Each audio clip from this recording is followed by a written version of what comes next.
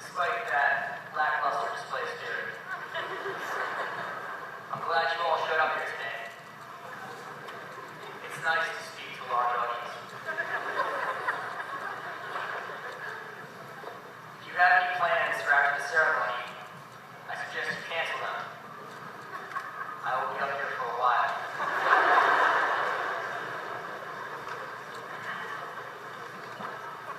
This is certainly a memorable day. When preparing this speech, I immediately reflected upon our first experience here at Thomas River. As you will no doubt recall, everyone was disorganized. No one knew where they were going or what they were doing. In Mariner terms, this was a motley crew. And now, looking back on the whole thing, it is truly amazing how much the faculty and administration have grown in 4 short years.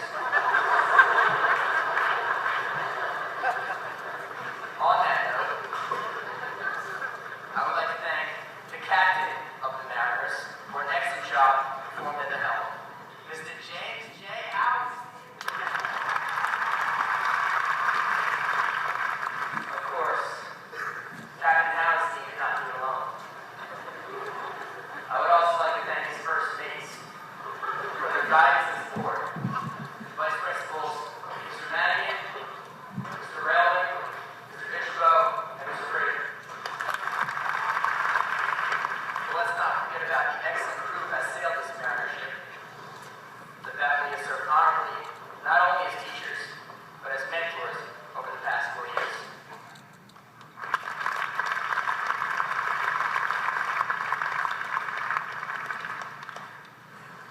I would like to remember the crew members who could not be here for this part of our journey. They have sailed another ship, but left their treasures behind. Ms. DeFilippo, Ms. Ralph, Coach Mitchell, and fellow shipmate Brittany Santa.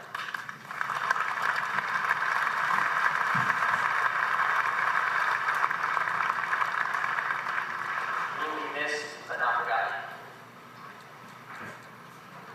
And finally, let us thank those who have been our driving and guiding forces throughout our lives. Our parents, our siblings, our relatives, our friends. You truly are the wind in our sails.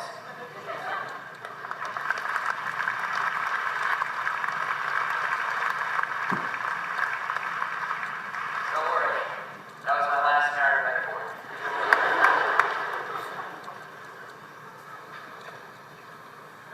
Being part of the class of 2010 is just that, a part.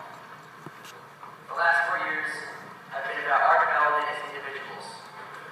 This class is like an oil painting. It is the individual brushstrokes that make up the picture.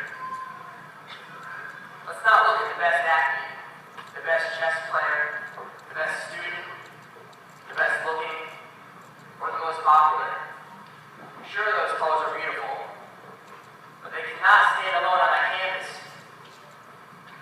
It is the combination of our individual contributions that make us great. We need to be mindful of celebrating our individuality. Of course, today is a notable exception, since we're all wearing identical caps and gowns. But we will soon take off these caps and gowns. And as we continue our individual journeys, we must be mindful of the limitations we impose upon ourselves, which stifle our individuality. It was the late coach John Wood who said, "Don't let what you can't do get in the way of what you can do." Tonight, we celebrate our commencement. The word commencement means the deferring of diplomas, which is what we'll do here today. But the root of the word is commence, meaning to begin. This is not a celebration of the end of our high school. It's a celebration of the commencement of the rest of our lives. We will have to take on responsibilities left to us by our fathers, took on the responsibilities left